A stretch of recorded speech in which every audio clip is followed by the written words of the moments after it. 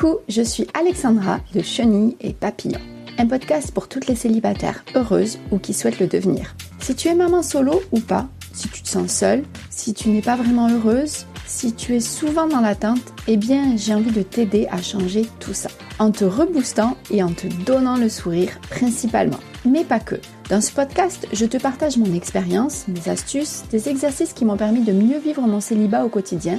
Tu retrouveras aussi des témoignages d'autres célibataires qui le vivent bien. Ils nous donneront également leurs secrets. Alors, si tu souhaites réussir à apprivoiser cette solitude, parfois subie et souvent pesante, si tu veux devenir toi aussi une célibataire heureuse et épanouie, alors tu es au bon endroit. Mon premier conseil sera donc celui-ci. Je te propose de prendre quelques minutes pour prendre soin de toi en te posant confortablement pour écouter ce nouvel épisode. Bonne écoute! Bonjour Alison. Salut Alexandra. Merci d'avoir accepté mon invitation. Donc aujourd'hui, nous allons parler entre autres de ton métier, de Love Coach, de ce que tu proposes, du type d'accompagnement que tu proposes. Mais avant toute chose, nous allons faire un petit jeu rapide de questions pour en savoir un petit peu plus sur toi. Donc, est-ce que tu es d'accord? Avec plaisir. Alors, c'est parti. Donc, quelle est ton expérience du célibat? Tu es plutôt novice, experte, en cours d'apprentissage, ce mot ne fait pas du tout partie de ton dictionnaire interne, ou autre question? Je suis experte. Experte. Quelle est pour toi la relation parfaite, que cela soit amicale, sentimentale, familiale, en une phrase si tu peux? Pouvoir se dire les choses qui blessent et savoir entendre les choses qui font plaisir. Ok. Ta musique préférée pour un moment à deux? Alors le moment à deux un peu romantique, agréable, c'est une musique qui s'appelle Hurricane de 30 Seconds to Mars, qui dure 12 minutes en version longue. As-tu un mentor dans la vie, une personne qui t'inspire? J'en ai plusieurs et une que je vais citer, c'est ma formatrice en yoga tantrique qui est Hilary Kimball, qui est une américaine qui est exceptionnelle. Ok, c'est bien, ça permet d'avoir des noms et d'aller creuser après. Quelle est ta passion, ton activité préférée? En ce moment, c'est le yoga. C'est le yoga, justement. Ok. Eh bien, je te remercie beaucoup pour toutes ces réponses. Donc maintenant, on va rentrer dans le vif du sujet. Alors, on en a eu discuté un petit peu, donc voilà, je veux pas être désagréable. J'avais justement envie de comprendre un peu le métier que tu exerces. C'est pour ça que je souhaitais t'inviter, expliquer un petit peu ce qu'était que le Love Coach, parce que j'avais besoin de creuser, comprendre un peu. Comme je te l'ai dit, donc lors de notre premier contact, j'avais avant un peu de mal avec ce métier de Love Coach. Parce que je pense qu'on voit beaucoup de choses aussi, notamment sur Internet, et beaucoup surfent, je trouve, c'est mon humble avis, sur la solitude pesante chez certains célibataires, et en proposant des offres qui sont très tournées sur le conseil, plus que le coaching d'ailleurs, et en donnant à leurs clients, j'ai l'impression, uniquement des tips, et dans l'idée absolument rencontrer quelqu'un, ce qui est un peu en opposition par rapport à ce que moi je propose via mon podcast, où pour moi l'important c'est d'abord d'être bien avec soi-même avant de s'empresser d'aller directement dans une nouvelle relation. Que penses-tu de tout ça? C'est une question intéressante. Moi, mon parcours, c'est à la base, je me t'ai posé la question de quoi j'aime parler et en quoi est-ce que je suis forte. Et donc, c'était un peu les sujets potins, l'amour, le sexe, les histoires de couple et tout ça, ceci, cela. Et de fil en aiguille, j'en suis arrivée au métier de Love Coach. Et pourquoi j'ai décidé ce métier-là? Alors, à cette époque-là, j'étais célibataire. Quand j'ai pris cette décision-là, quand j'ai commencé ma formation, j'étais en couple. Et à la fin de cette formation, ou un peu après, j'ai quitté le mec avec qui j'étais. Bref, on pourra en reparler. Okay, ouais. Mais dans cette logique-là, j'ai appris que comment savoir prendre de bonnes décisions pour soi quand on est célibataire. Et moi, clairement, demain, tu viens me voir, t'as absolument envie de te mettre en couple. Dans 2 semaines, t'es en couple. Y a pas de souci. Mais ce sera pas la bonne personne. Ok. Ce sera pas forcément durable, ce sera pas, donc je peux donner les tips faut faire ça pour séduire la personne, ça pour trouver une personne. Mais il y aura forcément quelque chose qui va pas, ça ira forcément. Alors il y en a pour qui ça peut aller vite. On dit pas le contraire. Mais l'idée c'est de trouver la bonne personne. Et donc mon métier de love coach vient à, tu te recentres sur toi, tu comprends où sont tes besoins, où sont tes ambitions, de quoi as-tu réellement envie. Et ça prend du temps. Mais une fois que tu as vraiment compris ça, trouver la bonne personne, ce sera réellement facile. Tu seras tellement concentré sur toi et ton bien-être et ton évolution personnelle que la bonne personne sera beaucoup plus facile de l'obtenir. Alors que si tu viens de quitter une relation, que tu es toujours en train de souffrir, que ça va toujours pas et que t'as pas enlevé ces blocages-là, tu trouveras pas la bonne personne.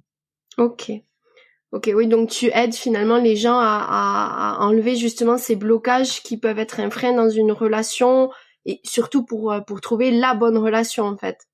C'est ça, c'est pour trouver la bonne relation et enfin, t'as tellement de personnes, surtout moi aujourd'hui dans mon entourage, des femmes célibataires qui vont trouver des raisons complètement stupides et superficielles pour pas donner une chance à un mec.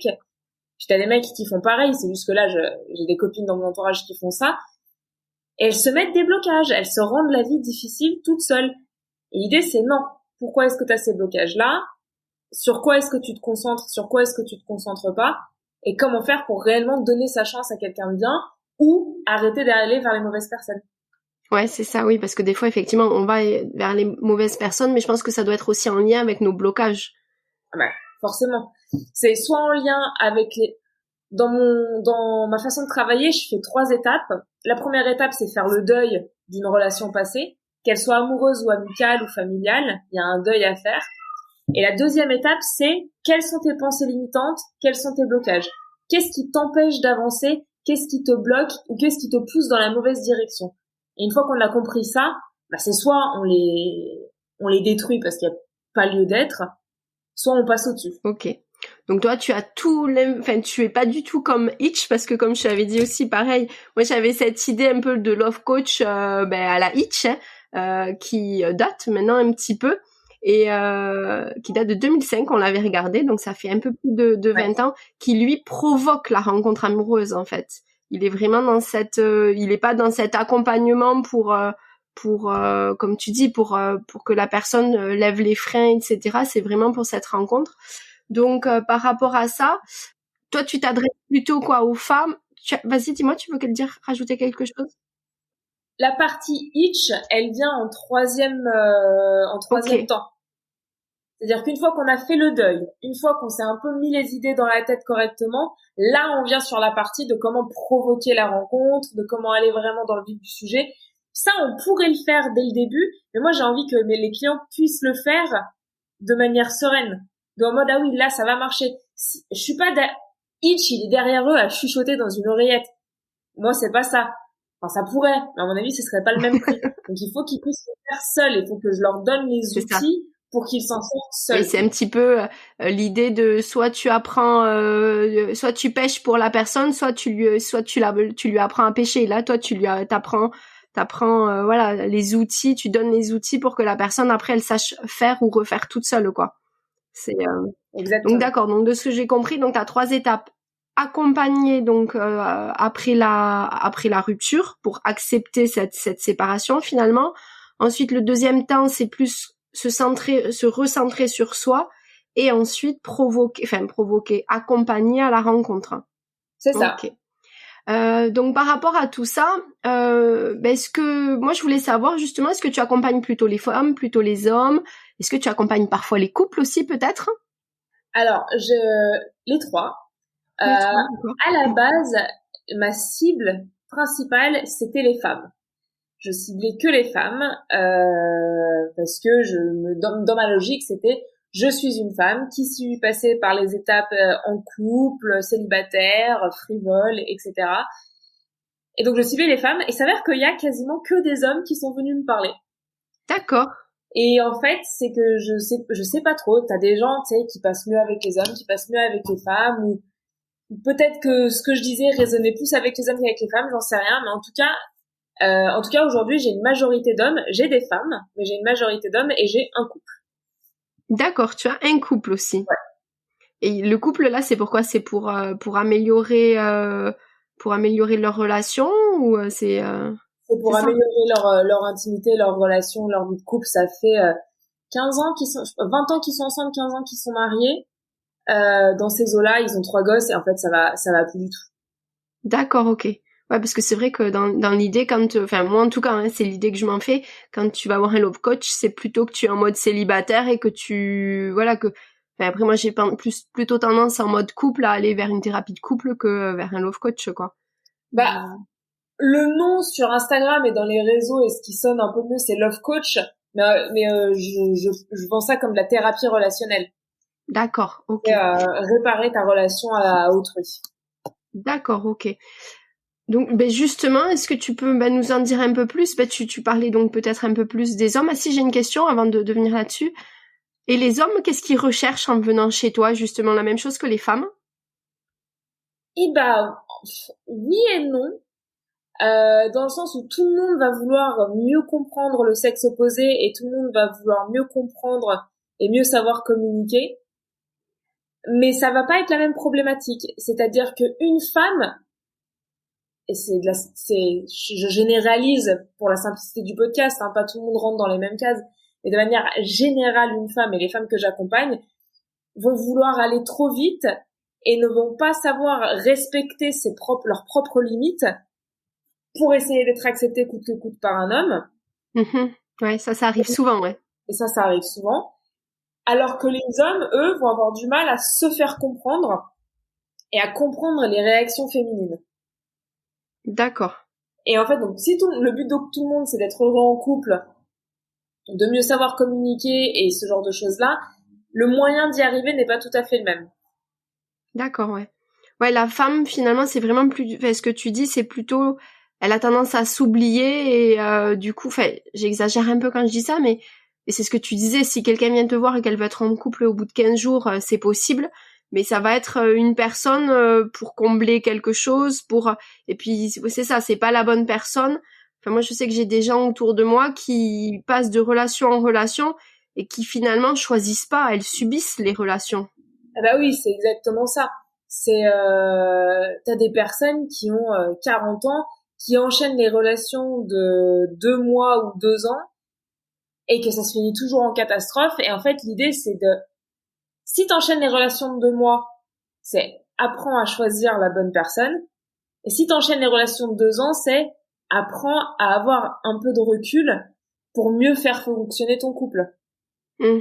Parce que si ça explose au bout de 2 ans systématiquement, parce que la lune de miel est passée et t'es rentré dans une routine, et c'est dans la routine qu'on voit les défauts, et les personnes deviennent intolérantes des défauts, non, il y a le droit d'avoir à ce que ce soit reculé pour mieux sauter. Dans l'apprentissage de tout ça. Donc oui, enchaîner tout le temps les relations, parce que si c'est quelqu'un qui a eu 3 relations de 15 ans, c'est pas quelqu'un qui a un problème, c'est juste que les relations sont terminées, ça arrive. Mais qui enchaîne les relations de 2, 3 ans ou quelques mois, etc., c'est épuisant. Et oui, c'est ça, parce qu'en plus, il y a forcément la confiance en soi qui est remise en question. Et c'est vrai que ouais, des fois, tu sais ça, c'est que c'est ça, tu sais pas choisir et t'as tendance à aller en te disant, bah alors soit déjà, la personne elle m'accepte, donc bon, j'y vais, au moins j'ai quelqu'un, j'ai pas personne, parce qu'après aussi on arrive au fait que certaines ont très peur de la solitude et préfèrent être mal accompagnées que pas accompagnées du tout. Et est-ce que c'est là aussi que tu les aides finalement à peut-être accepter cette solitude?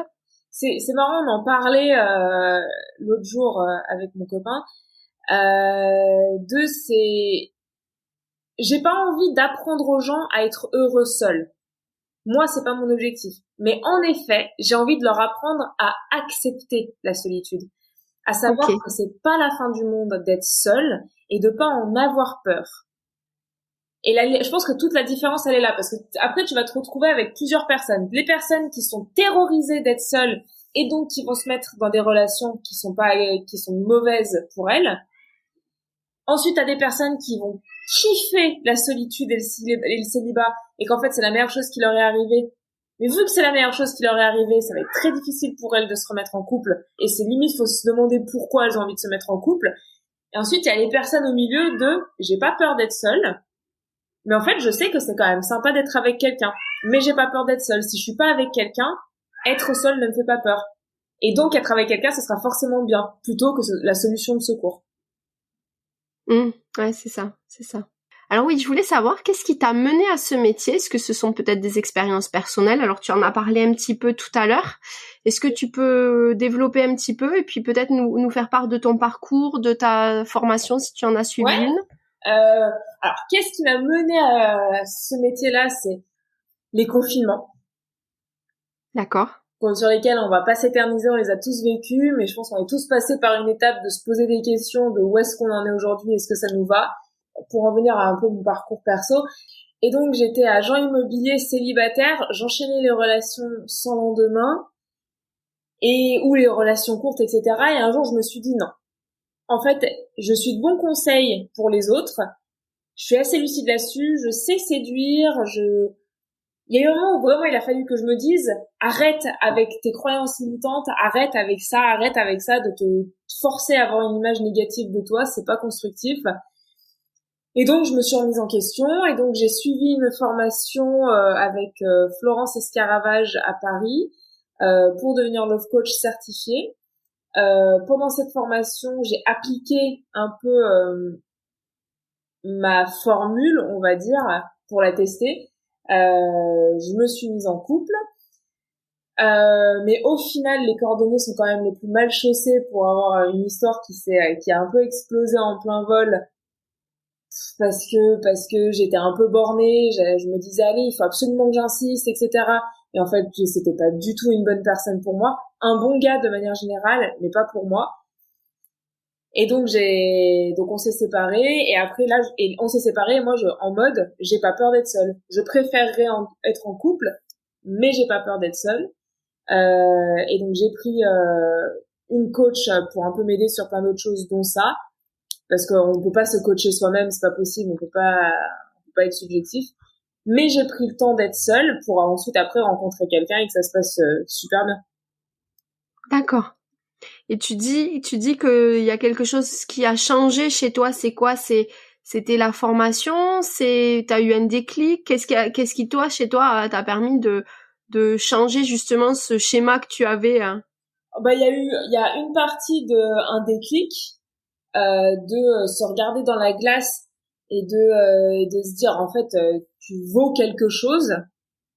Je trouve que c'est important de se le dire à soi. Alors, je me le dis pas tous les jours dans la glace, hein. Il y a des jours où je me rends compte que c'est pas la folie. Mais d'accepter qu'on vaut quelque chose, c'est une étape. Ensuite, il y a eu la formation. Forcément, t'apprends des clés même si tu peux pas te coacher toi-même, ça te fait des déclics sur certaines choses. Et enfin, j'ai eu un voyage en Thaïlande, qui m'a beaucoup apporté. Là où j'ai appris certaines choses sur moi, sur la vie de couple, sur la sexualité, sur les relations, sur plein de choses. Et donc, je me suis rendu compte de ce qui allait et de ce qui allait pas. Ok. Ouais. Ok. Et c'est juste, alors question par rapport à ce voyage, c'était un voyage solo ou tu l'as fait avec quelqu'un? Je l'ai fait seule. Ah, J'étais en couple, mais je l'ai fait seule parce que je ressentais le besoin de partir seule et de faire quelque chose de seule. Et donc voilà. top. Ah, on en reparlera alors. Voilà. Je suis preneuse de ce genre d'histoire. Ok. Donc, mais merci en tout cas pour tout ce partage et tout ça. Je pense que c'est intéressant parce que ça permet aussi aux personnes qui nous écoutent, d'avoir aussi une expérience et c'est toujours hyper enrichissant. Pardon. Et donc, moi, si par exemple demain je viens te voir et justement je te dis j'en peux plus d'être seule, je veux rencontrer quelqu'un, comment tu vas pouvoir m'aider? Dans un premier temps, on va parler de pourquoi ta dernière relation s'est terminée. Ok. Il n'y a pas c'est de ta faute, c'est de sa faute, de machin. Pourquoi elle s'est terminée?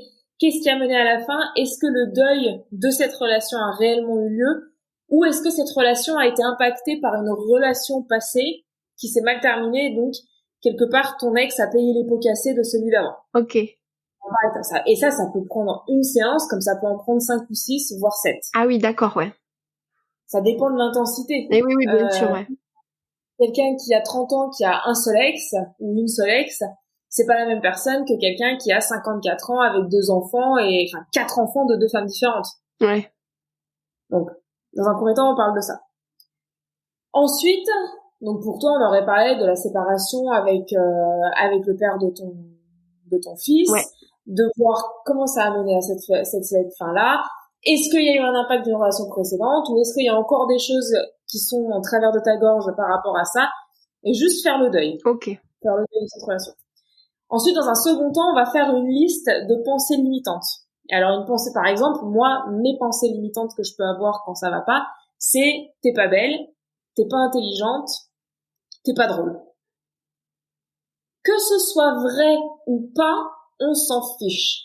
Parce que, typiquement, une pensée limitante pour les hommes, c'est je suis trop petit. D'accord. Parce qu'il y en a, ils font 1m60. Ça, je suis pas drôle, je suis un paysan, machin, ça peut être quelque chose qu'on peut discuter, mais le je suis trop petit, tu fais 1m60, ouais, t'es petit, ok. Et ben c'est juste aller au-dessus de cette pensée-là. Ok. Donc c'est soit on se dit, en fait, soit ta pensée limitante, on te dit, non, c'est nul, c'est faux, et on va montrer à quel point c'est faux, soit c'est quelque chose de, en effet, t'es pas dans la moyenne, ou en effet, ceci, cela, et c'est pas grave, en fait. C'est un fait, c'est pas ça qui va t'en empêcher. Ouais, c'est ça. Et c'est transformer cette pensée limitante en, ça fait partie de qui je suis, et on s'en fiche. Ouais, c'est ça. Aider à l'accepter finalement. Voilà, aider à l'accepter je suis trop petit, je me mettrai jamais en couple. Non. T'es petit, mais tu te mettras en couple. Ouais. Ou pour une femme, je suis trop grosse. C'est ce que j'allais dire, ouais. C'est souvent ce qui vient chez la femme, ouais. La femme, ça va être, les clientes que j'ai actuellement, c'est pas tout à fait ça. Il y en a une, c'est je suis pas assez intelligente, et il y en a une, c'est je m'habille mal. Alors je suis pas assez intelligente et je m'habille mal. Enfin, le truc, c'est que ça, ce sont des choses qu'on peut changer. Ouais. Je suis pas assez intelligente et je m'habille mal. Mais pour une femme de je suis trop grosse, alors déjà, il faut remettre en perspective ce qu'une femme va appeler trop grosse. Ouais, c'est ça. Mais, admettons que c'est une femme qui fasse un 46, 48, 50. Ok. T'es pas dans la moyenne standard des critiques de beauté. T'es pas dans la moyenne des standards de beauté, certes. Mais ça veut pas dire que t'es grosse. Le mot est moche. Ça veut pas dire que t'es trop grosse. Ça fait, ok, tu fais un 36 ou 56, c'est ta taille. On s'en fiche. On s'en fiche. On va t'apprendre à t'habiller correctement pour que tu te sentes bien, à te présenter pour que tu te sentes bien. Il y a juste toi que tu te dises, ok, c'est mon corps, c'est mon enveloppe, je vais l'aimer. Plutôt que c'est à cause de ça que je ne mettrai pas en couple. Ok, tu fais une taille au-dessus de la moyenne. Ok, peu importe. Oui, c'est ça. L'idée, c'est tu aides les femmes, les hommes, peu importe, à accepter qui ils sont, comment ils sont, peu importe la taille, le physique, voilà, différentes choses. C'est apprendre à s'accepter en fait. Parfait. En tout cas, je te remercie. Et moi, j'ai une autre question parce que tu parlais de séduction aussi. Moi, je sais que à un moment donné, moi, je me suis séparée. Il se trouve que moi, j'ai eu qu'une relation dans ma vie. J'ai eu le père de mon fils et c'est tout. Je n'avais rien eu avant. Et après, donc, quand je me suis retrouvée toute seule, j'avais eu qu'une seule relation, quoi. Donc, du coup, je ne savais pas du tout faire. Est-ce que tu vas accompagner les gens, justement, tu parlais de séduction tout à l'heure, à les aider un peu à apprendre à séduire, à être à l'aise avec ça, à aborder les hommes. Alors effectivement, tu parles des femmes, mais enfin des hommes vis-à-vis des femmes, mais bon, comme nous on est là sur un podcast un peu plus féminin. Pour une femme, la façon de faire, on va le faire sur plusieurs aspects, mais d'abord les applications de rencontres en ligne. C'est un outil qui est non négligeable. Il faut arrêter de rendre négatif et de démoniser les applis de rencontre. C'est génial. Et donc, ce qu'on va faire, c'est qu'on va juste trouver les bonnes photos à mettre en avant, trouver le bon texte à mettre en avant, et savoir comment swiper, sur quel profil, comment faire, avec qui parler, comment engager la conversation. Parce qu'il y a beaucoup de femmes qui vont juste se laisser faire. Et pas prendre. C'est-à-dire se laisser faire dans la séduction, enfin, dans la prise de contact et tout ça. Tu parles par rapport aux applications de rencontres là. Exactement, par rapport aux applications de rencontre, de responsabiliser un petit peu les femmes dans la démarche de la séduction.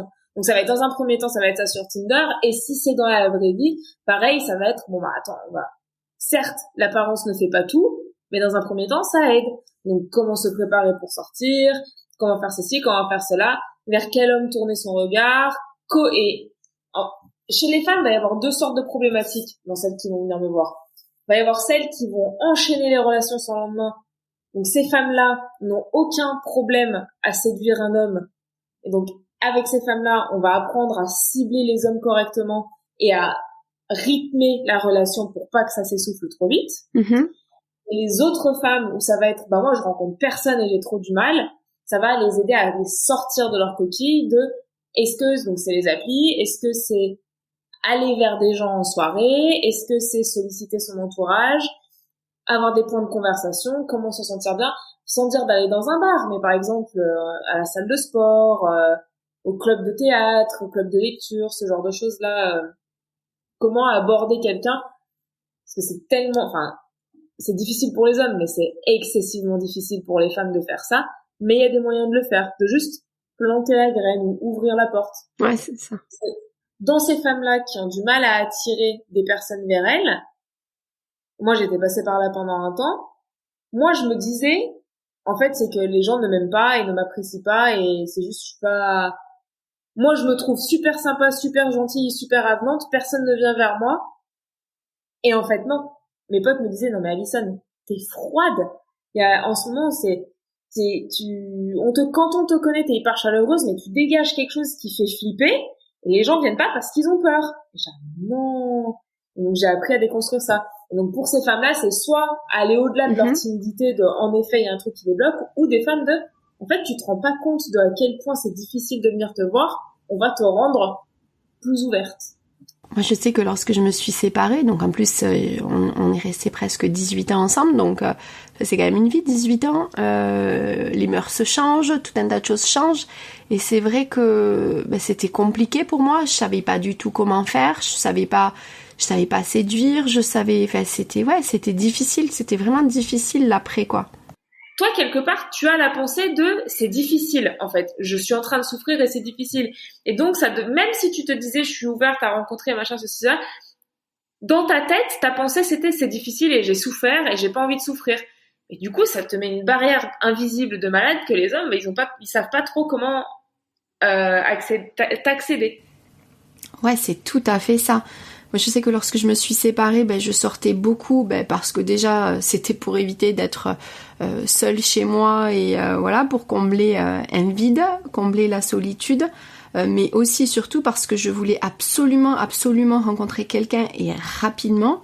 Et tu vois, comme tu le disais tout à l'heure, je me sentais ouverte.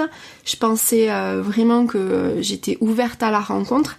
Et finalement, mes amis me disaient un petit peu comme toi, mais souris, arrête d'être aussi fermée. Et effectivement, de façon inconsciente, je me rendais peut-être inaccessible parce qu'au fond de moi, je pense que j'étais pas prête et je ne m'en rendais pas compte en fait. Et c'est vrai que c'est pas évident à admettre. Là, c'est facile à dire quelques années après, mais sur le moment, c'était effectivement difficile. Et parce que dans mon seul objectif, c'est ce que je disais, c'était rencontrer quoi. Mais en effet, je veux absolument rencontrer quelqu'un après une rupture, c'est casse-gueule. Après, c'est clair que c'est ce que je prône un peu dans le podcast, c'est qu'il faut être bien seul avant de se lancer dans une relation hyper rapide. Et souvent, les gens s'empressent. Enfin, moi, je sais que j'ai des connaissances autour de moi qui, aussitôt séparées, aussitôt se remettent en couple. Et souvent, c'est pas pour la bonne cause, mais c'est pas une bonne chose, quoi, parce que comme tu l'as dit, c'est casse-gueule, quoi. Complètement. Après, on n'est pas, petit astérisque, on n'est pas à l'abri ça peut aller vite et bien se passer. Heureusement. Parce qu'il y a des personnes, peut-être qui vont nous écouter, qui vont nous dire, j'ai rencontré quelqu'un et ça va vite et du coup, est-ce que c'est pas, et est-ce que je suis pas en train de faire une bêtise? La clé, c'est réfléchir à ce que tu veux. Parce que si t'avais réfléchi à ce que tu voulais réellement, c'est venu après en fait là j'ai juste envie de prendre du temps de souffler et de cicatriser, t'aurais pas été dans l'énergie de vouloir rencontrer quelqu'un, t'aurais juste pris du temps. Et si les personnes pour qui c'est allé un peu vite se rendent compte que en fait cette personne-là je l'aime vraiment bien et ça avance vraiment bien, voilà. Mais c'est vraiment écouter ce que tu veux. Est-ce que tu veux du temps pour toi? Est-ce que tu veux du temps avec cette personne-là? Ou est-ce que c'est juste combler une peur? Merci pour la petite précision, c'est clair que tu as raison de le souligner aussi. heureusement ça arrive et c'est pas une obligation, je pense effectivement, que de prendre du temps après une séparation. Après c'est comme tout, ça dépend de la séparation, ça dépend de beaucoup de choses. Moi je sais que voilà, j'avais pas eu beaucoup de relations avant, donc j'avais besoin de ce temps. Certaines personnes ont eu ce temps avant, elles se connaissent, elles savent qui elles sont.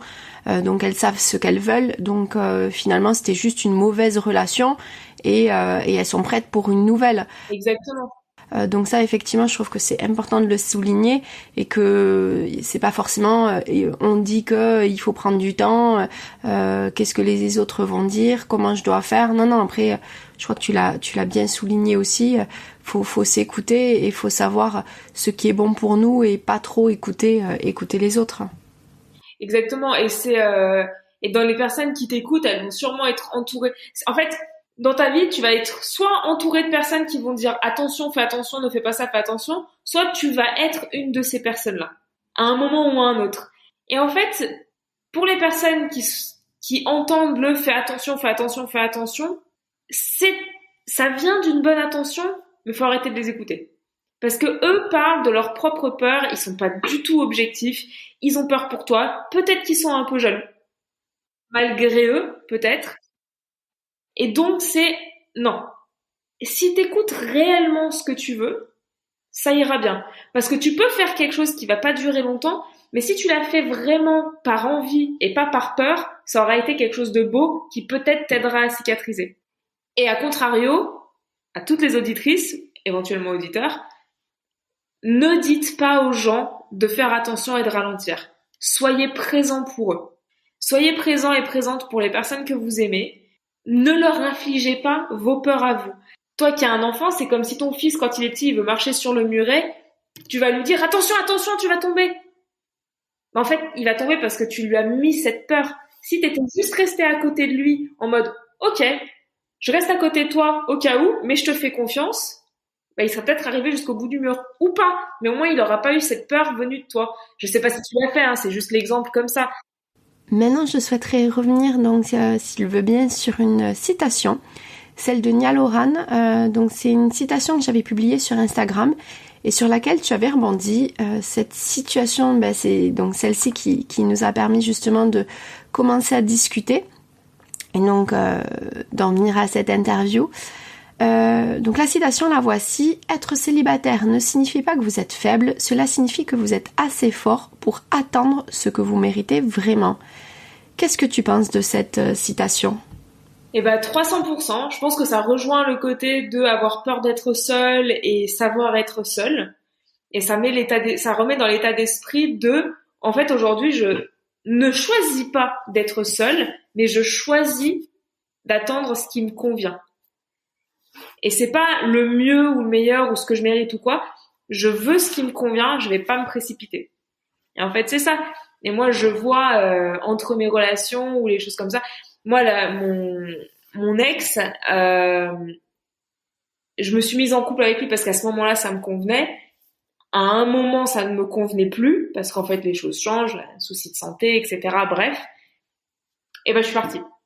J'aurais dû partir plus tôt parce que je choisis de faire ce qui me convient plutôt que de me forcer dans une situation qui me déplaît. Ah ouais, cette question de choix. Enfin, moi, je sais que c'est ce que je dis justement dans le podcast. Je crois que c'est la bande-annonce. Mais je sais que ça, c'est une chose que j'ai compris, qu'on a cette possibilité de choisir et que quand on décide enfin de choisir et de ne plus subir, mais c'est juste waouh quoi. Je trouve que ouais, ce choix est important. Mais oui.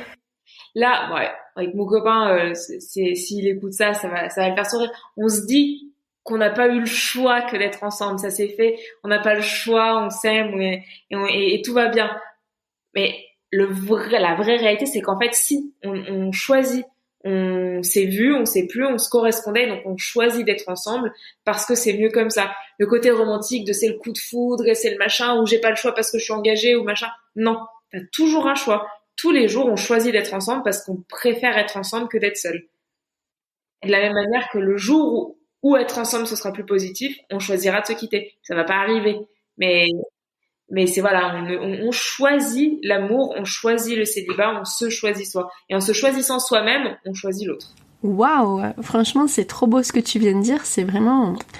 ça pourrait effectivement être le mot de la fin, mais j'ai encore une petite question. Donc désolée, j'ai un peu le sentiment de casser l'ambiance avec ce que tu viens de dire.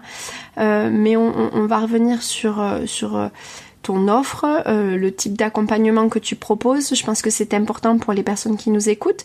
Si elles ont besoin justement d'informations et d'un accompagnement particulier parce qu'elles ont du mal à s'en sortir, est-ce que tu peux nous en dire un petit peu plus, s'il te plaît? Ouais, alors l'accompagnement, c'est un accompagnement sur 6 mois. C'est 3 rendez-vous par mois à raison de 1 rendez-vous par semaine plus une semaine de break. Parce que un rendez-vous par semaine c'est contraignant et c'est fatigant, et donc il faut aussi se laisser un moment d'intégrer tout ce qu'on a appris pour passer à l'étape supérieure.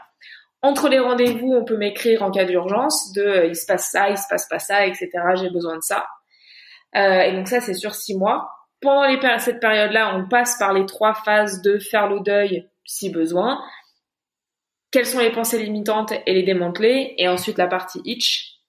Et ça passe par des exercices pratico-pratiques. Ça passe par beaucoup de discussions. Ça peut passer par des conseils sportifs. Ça peut passer par des conseils de méditation, de communication, ce genre de choses-là. Et puis ouais, je suis sûre. Alors moi, je suis principalement sur Instagram. J'ai 2 comptes, un français et un anglais. Ça se voit. Il y en a un c'est écrit FR et l'autre c'est écrit ENG. Mais je suis aussi sur Facebook, sur TikTok, sur YouTube, sur Twitter. Mais on me trouve principalement sur Instagram. C'est là où je communique le plus et que j'échange le plus. Bon, de toute façon, aucune inquiétude. Je mettrai dans la description toutes tes coordonnées, donc ton Insta, etc. Tu me fais passer tout ça et puis on mettra tout là-dessous. Nous arrivons à la fin de cette interview. Pour terminer, aurais-tu quelque chose à rajouter, le mot de la fin peut-être? Le mot de la fin, vu que là on s'adresse à des femmes célibataires, c'est prenez le temps d'être seule. Parce que quand vous serez en couple, vous serez moins souvent seule.